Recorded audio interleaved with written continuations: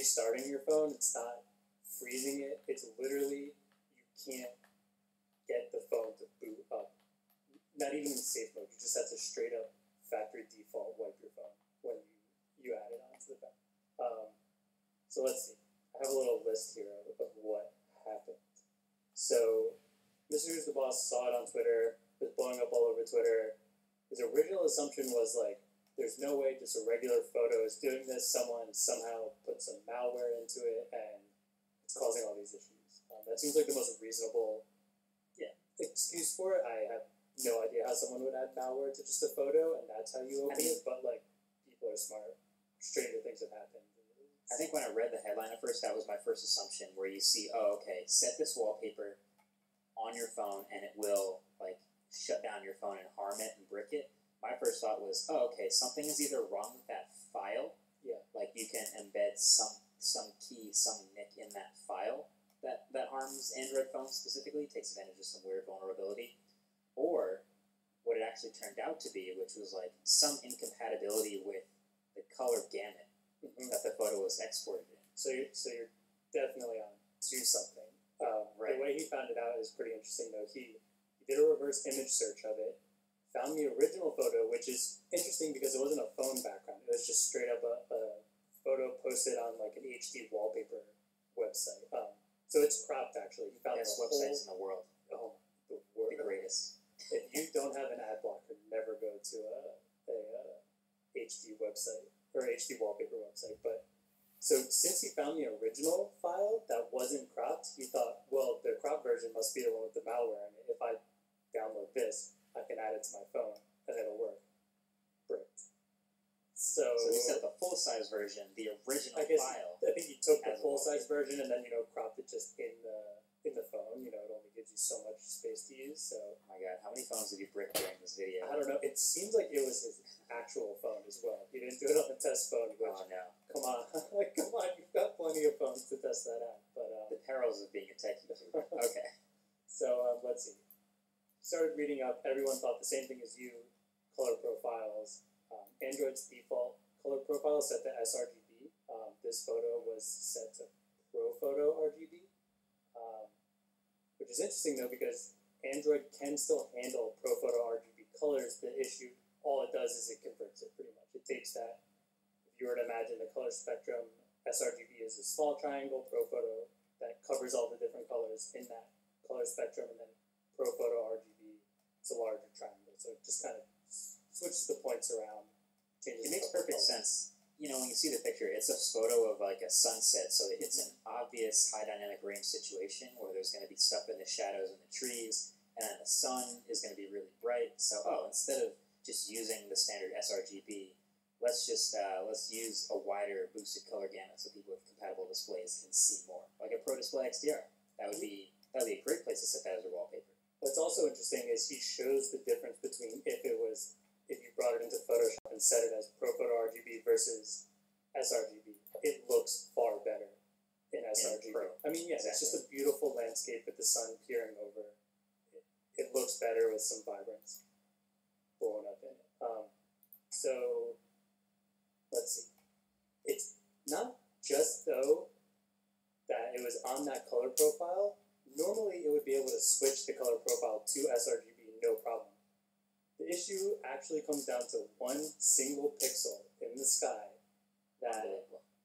so watch the video if you want to see the really in-depth version of what this happens, but essentially each pixel has a luminance scale, and there's a certain formula that calculates a set number to the luminance of each pixel, and the max value that can be is at 255, and because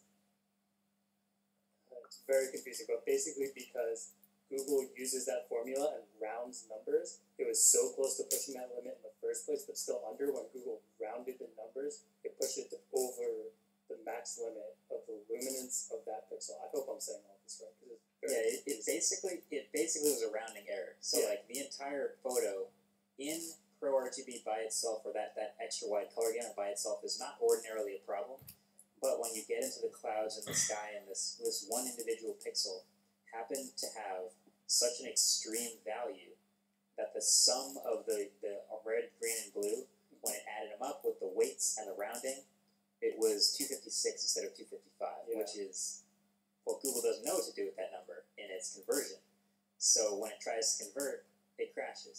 typically you just open it in the gallery and try to convert it and it crashes, it doesn't matter. But when you set it as your wallpaper, now it's like, okay, every time the phone turns on or wakes up or has to display the wallpaper in some way, it starts freaking out, it can't do it, it shuts down, it basically breaks the phone and you can't do anything until you just wipe it, which is pretty brutal. I should DM him and figure out how many phones he lost to this process of finding it out. But he did it. He found it out. He found it was one single pixel, which is kind of, you couldn't even write that. I think that's what the coolest thing about the whole story was. It's like, okay, cool, a photo with a strange color profile breaks phones, but like the fact that somehow one single pixel out of, I mean, it's an HD photo. Like there are thousands and thousands and thousands of pixels in it, yet one of them just happened to hit two numbers that caused a rounding error upwards to be over the max limit by like a single digit. Is what is causing people to literally lose data on their phones. Top of the show notes is the link to the Mr. Who's the Boss video for sure. Yeah, be careful clicking it. Maybe I'll just I was gonna say I'll just link the wallpaper. I don't know. If you do happen to see that headline, don't be one of the 2,000 people that decides you have to also try it to see for yourself. Trust me, it really does. It really does break your phone. So yeah, go ahead and avoid that wallpaper for now. Watch the videos of other people doing it if you're so interested in seeing what happens, but don't do it to your own. Exactly. Also, in a previous episode, remember we talked about the OnePlus 8 Pro and that like sort of X-ray vision mode in the color filter camera? Mm-hmm. So that actually was removed or disabled. In some markets anyway, they're pushing an update where it disabled that feature due to privacy concerns. And I thought this was worth including just because it basically confirms this was unintentional. Yeah, I mean, our main argument was, do we think this was intentional? And I think we settled on there's no way this is intentional because OnePlus markets literally every grain of any feature in any phone. So the fact that they didn't market this made us feel like it was unintentional. And there's also a couple of theories floating around about that OnePlus, they finalize these phones so long before they come out. Like, people see the phone, they drop in an event, they think like they just finished making the phone the day before and they're ready to show it. Like, these phones were done. Yeah. And one of the theories sort of floating around is that they finished the phone like a long way before and started putting together the marketing materials, and they had this sort of spiel for the color filter camera, and then realized, wait a second, it also has this problem where it can see through fabrics, and it can see through clear plastics, and maybe that's a bit of a privacy concern. And it is its own dedicated camera, so what they did is basically nuked that feature, and then in all the marketing materials, they were absolutely as quiet as possible about that extra camera. So they were still able to say, yes, we have 4 cameras instead of 2 or whatever. But if you notice, you read through the press materials, it's like, you have this whole extra camera, and you've been so price conscious all these years about not having NFC and not having wireless charging. So you threw in this whole extra camera just for a photo filter mode? Like, what? They didn't encourage anyone reviewing the phone to use it. They didn't show any cool features. In the keynote on stage, they had maybe one quick slide about its existence, acknowledging that there was a 4th camera on the phone with the color filter. And they even buried that color filter camera in the menus all the way to the side. So if you saw the videos about enabling it, it was like you'd have to open the camera, switch to color filters, and swipe all the way over to find that camera.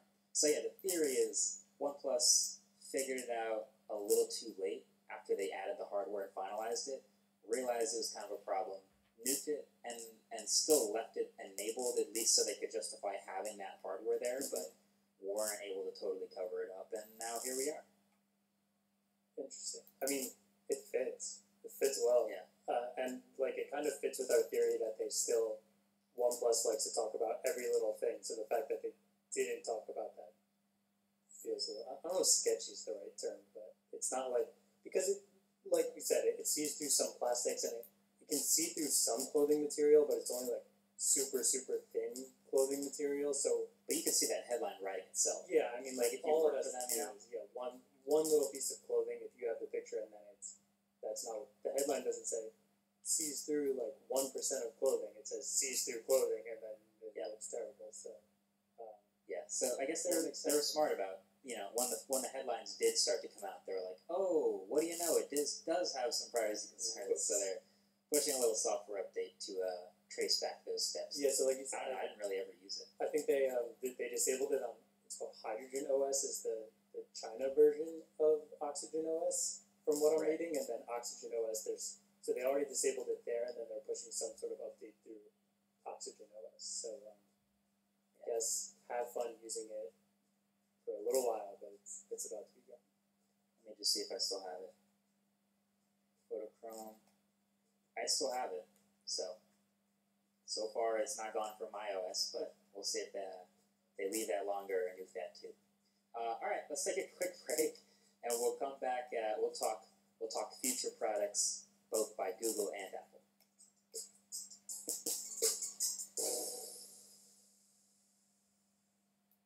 Waveform is brought to you by Betterment. Most of us probably ended up with our bank the same way we ended up with our friends in elementary school. They were just the closest to our home, or our parents chose them for us, and keeping that bank and those friends works fine for a while, but at some point you realize there's more out there. You start to choose friends because they have the same interests, and you can do the same when it comes to where you keep your money. You choose better. I know a lot of people who aren't necessarily happy with their bank, whether it's about overdraft fees or ATM fees, or just the complexities on how to avoid foreign transaction fees when traveling. That's where Betterment comes in. So that's why 10 years after disrupting the financial service industry and helping hundreds of thousands of customers invest their money automatically, Betterment built a checking account that's designed to work for you, because they believe that when it comes to managing your day-to-day cash, fine is no longer good enough, and that because that's the way it's always been is no longer an acceptable answer. With Betterment Checking, you'll get reimbursed for every fee and foreign transaction fee, so no more paying to access your own money. There's no overdraft or other fees, no minimum balance requirements to worry about, and Betterment's mobile app means that the nearest branch is always in your pocket. Check your balance, lock your card if it's misplaced, and use your tap-to-pay debit card anywhere Visa is accepted.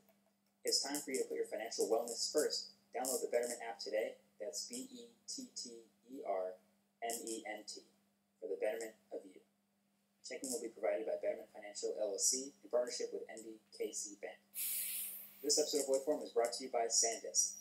So I'm not the best at keeping my smartphones free of clutter. Like when I'm testing a phone, I take a ton of photos and videos, and then I'm playing games, testing performance, and downloading a bunch of podcasts and movies and stuff.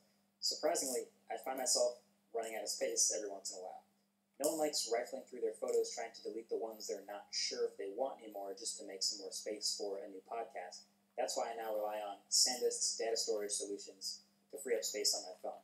The SanDisk iXpand Flash Drive Go is made for iPhones with a lightning port, and it's a new and easy way to handle the storage on your iPhone. You can download the iXpand app and easily transfer files from your phone directly onto the drive, and then you can set an auto backup for every time you plug the drive in, and you can even take photos directly to that drive.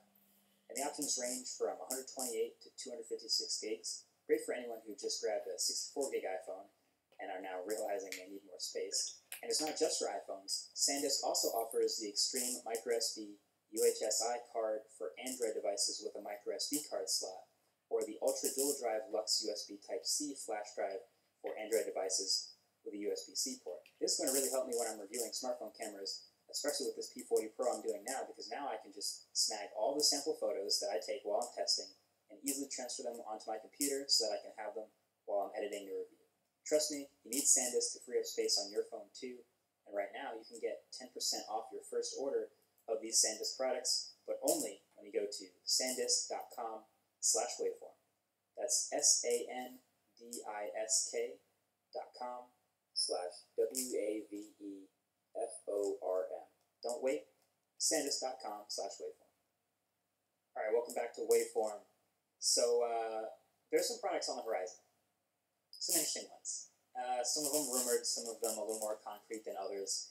And this is the part where we talk about those because we're tech geeks. The first one is a rumored iMac refresh with a new iPad Pro-like design. Yeah. Now, this isn't, you don't have to say iPad Pro-like. I think the iMac, hot take, iMac is ugly.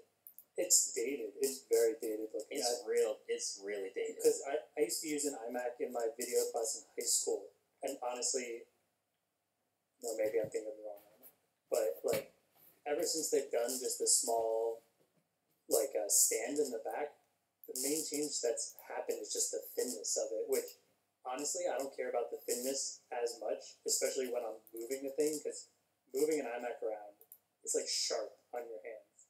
Yeah. That's that really shouldn't affect you buying an iMac at all, but for real, that giant chin with the Apple logo just feels very, very dated.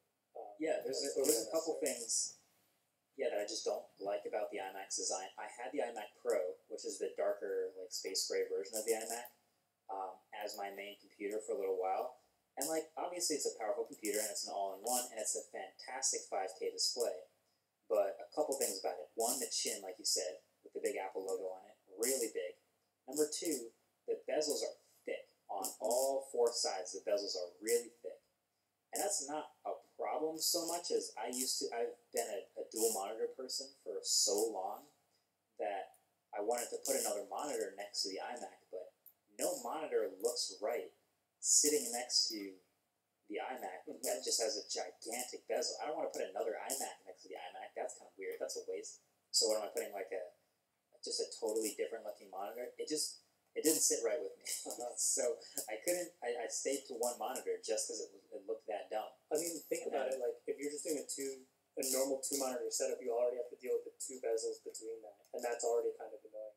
Now imagine doubling it. Yeah, the bezel on a regular iMac is already the size of like 2 regular monitor bezels put together. It's like you're scrolling through a whole nother screen that you. Yeah, it's a lot of space. So the chin, the bezels, and then how much they round everything. So the screen itself is rectangular, but they really round off like the whole aesthetic of the iMac, which again I kind of prefer. And this is something I think they found with the iPad Pro. Like I really prefer the design language of that like sort of boxier, a little more trimmed up, squared, clean look. And that's the new rumor. So according to Sonny Dixon, the new iMac will have this iPad Pro like design language, thinner bezels, and we're also seeing potentially Face ID, which I'm not super like into Face ID. I think I'd be more into it on a laptop. But I think all of this is improved from the current iMac. I would love that. I would be interested in Face ID. That seems kind of nice to me. Like sitting down at your computer is the one place that I'm almost never gonna have anything on that could interrupt Face ID. Like right now, we're seeing the biggest issues with face masks. But like normally, if you're sitting down, maybe some offices are requiring face masks, but I think most of them are super like restricted to how many people go in. So if I'm sitting in my house, I'm never wearing a face mask. Never wearing sunglasses. I'm never wearing a scarf.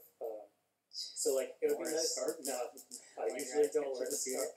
I don't wear my ski mask when it's really cold. So I mean, being able to just make sure my computer's secure, but sit down at it and it just unlocks actually seems kind of nice. Yeah, so I'll take it back. Sonny Dixon isn't the one who said Face ID, okay. So I'll read his actual tweet here. He says, new iMac coming at WWDC, iPad Pro design language with Pro display like bezels, T2 chip, AMD Navi GPU, and no more Fusion Drive.